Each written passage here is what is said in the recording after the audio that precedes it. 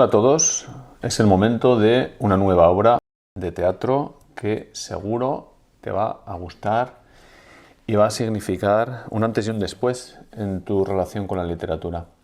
Lo primero que te quiero decir es que las obras de lectura tienen carácter de obligatoriedad, en selectividad, en EBAU. Mejor si la entiendes y mejor si la disfrutas, eso sin dudarlo.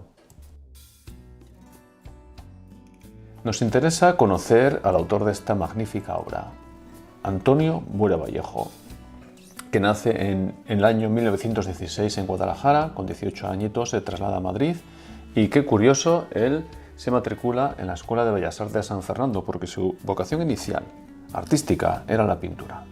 Al estallar la guerra, su padre es detenido y fusilado. Él toma partido por la República ingresando en el Partido Comunista. Cuando acaba la guerra, pasa por distintas cárceles y en una de ellas coincidió con el poeta Miguel Hernández y le dibuja su famoso retrato, a ver si te suena. Estuvo en varias cárceles, aquí lo tenemos en el Penal del Dueso en el año 44, es el que tenemos rodeado. Sale finalmente en el 46 y entre el 47 y el 48 esta experiencia vital lo marcó de tal manera que pegó un giro en su vocación inicial artística, convirtiéndose en uno de los mejores autores de teatro del panorama literario español.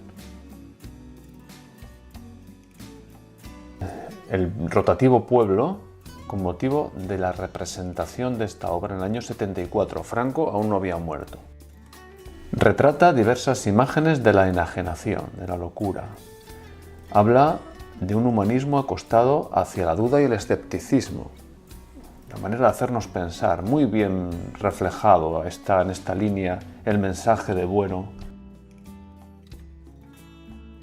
Los puntos débiles de la sociedad y de las anteriores, hablando de la injusticia. Esto hace alusión a la atemporalidad de una obra. Bueno, estamos en el año 74. Y entonces la censura seguía jugando su papel. Por lo tanto, la línea por la que Buero apuesta es por la posibilista, frente a otros autores como por ejemplo Alfonso Sastre, que tiene una reacción literaria diferente, donde intenta ser frontal ante esta situación de censura.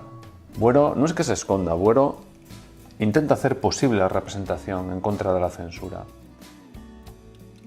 El teatro, el mejor, verlo.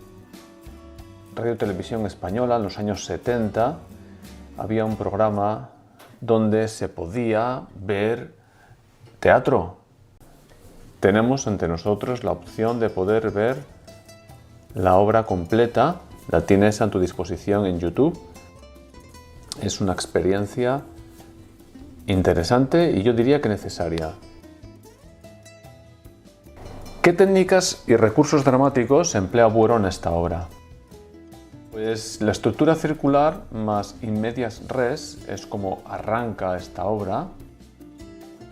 Empieza y acaba de la misma manera, ingresando el espectador a la par que los personajes en esa fundación fruto de la locura de Tomás, que por lo tanto como tal fábula tiene una intención didáctica, busca enseñar esa intención de acción que persigue Antonio Buero Vallejo. El carácter simbólico y atemporal está presente también. Estas dos partes, con un intermedio de 3 días entre ambas, genera un avance gradual en el lector-espectador, ese denominado proceso de inmersión. Existen pequeños clímax que mantienen el interés y la oposición existente entre dos largas series de elementos es evidente. Por un lado está la alienación y por otro lado la verdad. Esta situación que nos hace reconocernos en un ambiente realmente que nos oprime y que nos hace pensar. Esto es el objetivo del autor, de Buero Vallejo.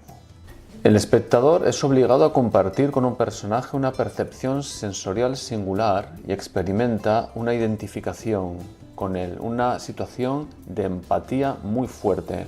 Es una conexión brutal, es como refleja la imagen que tienes ahí, un efecto de inmersión. Te sumerges absolutamente en la mente del loco para entender un mensaje. cuando te das cuenta de dónde estás, cuando reconoces la potencia de ese mensaje absolutamente en la línea posibilista, que es lo que marca esta intención bueriana, reconoces que el autor que tenemos entre las manos es sencillamente excepcional. El público ve, por lo tanto, lo que ve el personaje enajenado, que impone un punto de vista subjetivo a todo el universo escénico, porque tú como lector espectador, incluso los personajes que acompañan al loco, todos se sumergen en esta esfera. Nos acercamos desde la locura a la realidad, en busca de la conquista de la verdad. El punto de partida es la locura.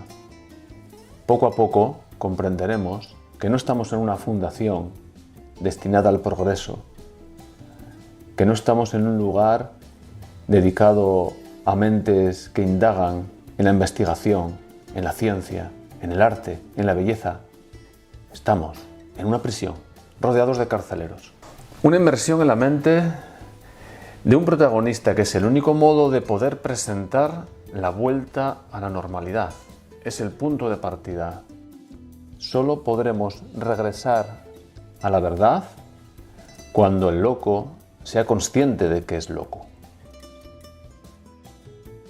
¿Cómo hace esto bueno? ¿Qué lengua emplea? Primero es naturalidad, el recurso que emplea, acompañado de sobriedad y economía expresivas, porque la escenografía, como obra de teatro que es, habla, además de lo que hablan los personajes. El diálogo es un vehículo de indagación y de conocimiento. Se produce un enfrentamiento a través de la palabra y existen oposiciones semánticas, conceptos contrarios.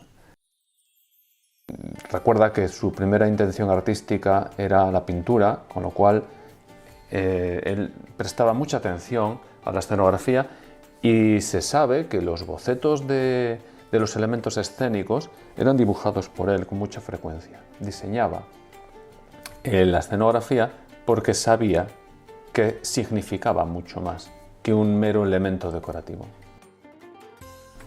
Y los personajes son muy pocos. Un error habitual que quiero advertirte es que confundamos personajes con argumento. Si a ti te preguntan personajes, háblame de los personajes. No me cuentes la historia, háblame de ellos, porque cada personaje, como son pocos, tiene un significado muy potente. El argumento en este tipo de pregunta sería un lastre. Pues vamos a empezar por Tomás. Es el protagonista. En la locura transitoria es el escritor en esa fundación. Y Berta es un personaje ficticio, es el alter ego de Tomás, y aparece con un ratoncito que simboliza la opresión.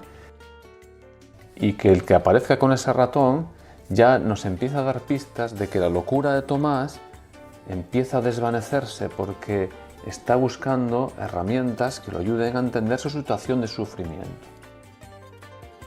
Asel es el líder, respetado, un hombre de acción y realista.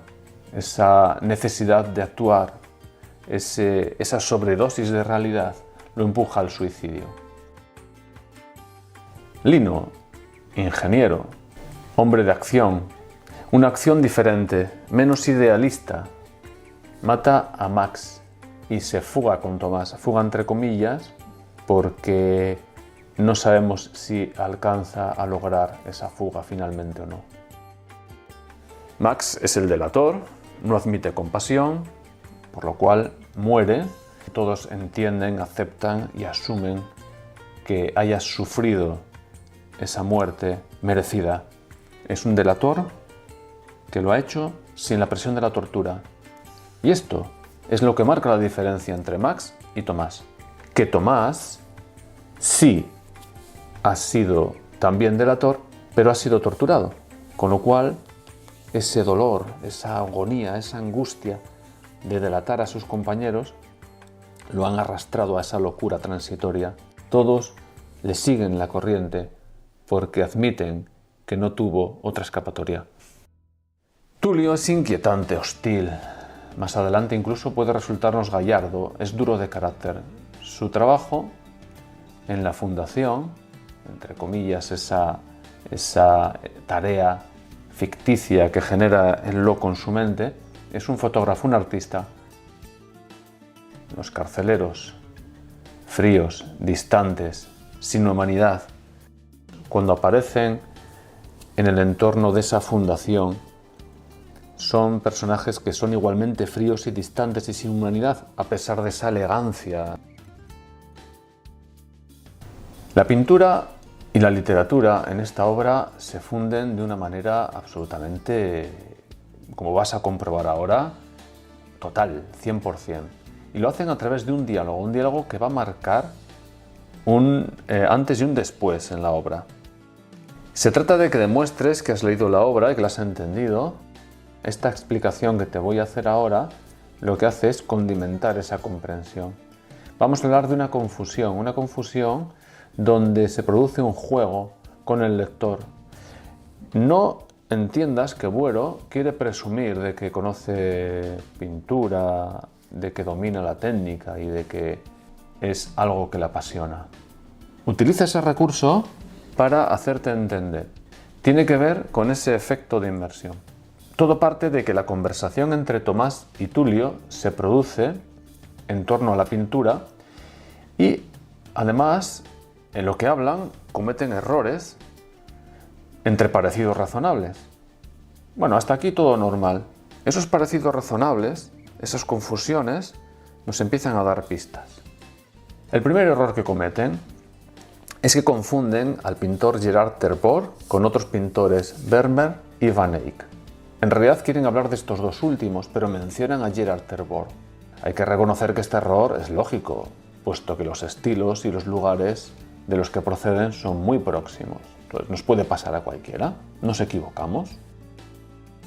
El segundo error tiene que ver con el cuadro titulado El pintor en su taller, del autor Vermeer. Observa la lámpara y vas a darte cuenta de que se va a parecer mucho a otra que aparece en otro cuadro que no pertenece a este pintor. Fíjate en la lámpara. Más de cerca, obsérvala. Vamos a hablar de otro cuadro, el retrato de Arnolfini. El autor es Van Eyck. Y la lámpara se parece demasiado a la que acabamos de ver en el cuadro de Vermeer. Aquí la tienes. ¿Ves? Más de cerca. Y ahora las dos juntas. La verdad es que se parecen. El parecido es más que razonable. La confusión está justificada. Es una manera muy inteligente de sumergirnos en la paulatina recuperación de Tomás.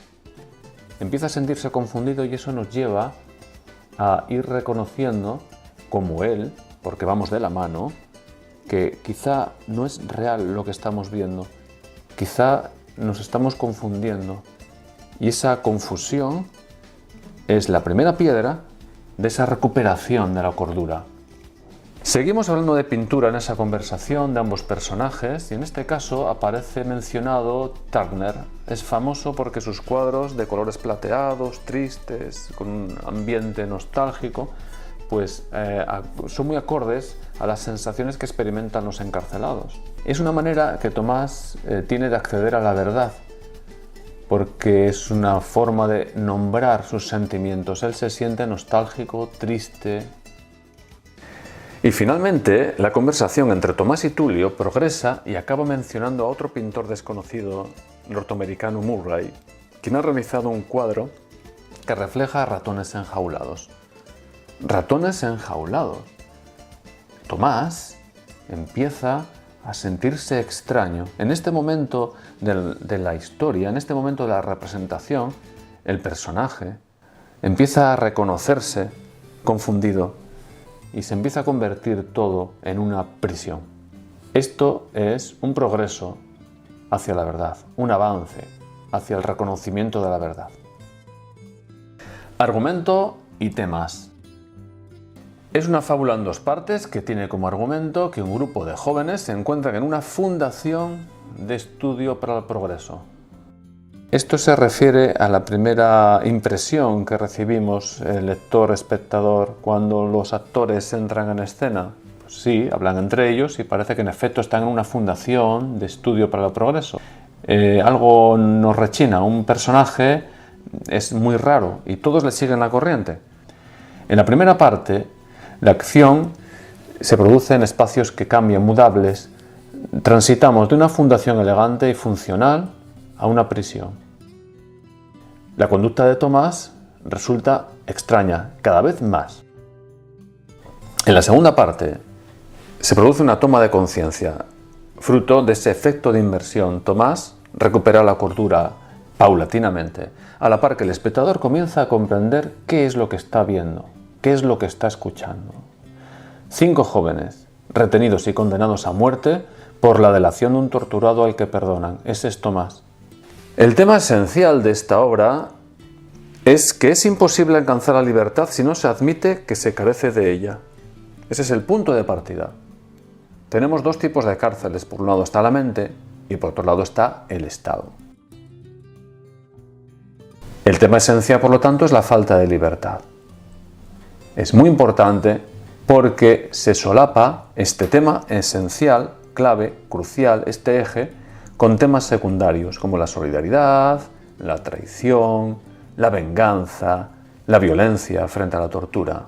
Uno de los ejes, el político literal, franquismo, ausencia obvia de libertad, opresión por dictadura, represión, totalitarismo, censura, junto con el simbólico permanente, la vida entendida como una cárcel sórdida que nos secuestra y nos empuja hacia el abismo de la muerte. Existencialismo puro. Estamos hablando en realidad del sentido de la vida, puesto que desde que nacemos hasta que dejamos de vivir, nuestra vida está marcada. ¿Sobre qué otras cuestiones se reflexiona en esta obra? Violencia frente a crueldad. La violencia quizás se podría admitir, quizá es necesaria, la ley es necesaria, pero nunca la crueldad, nunca la tortura.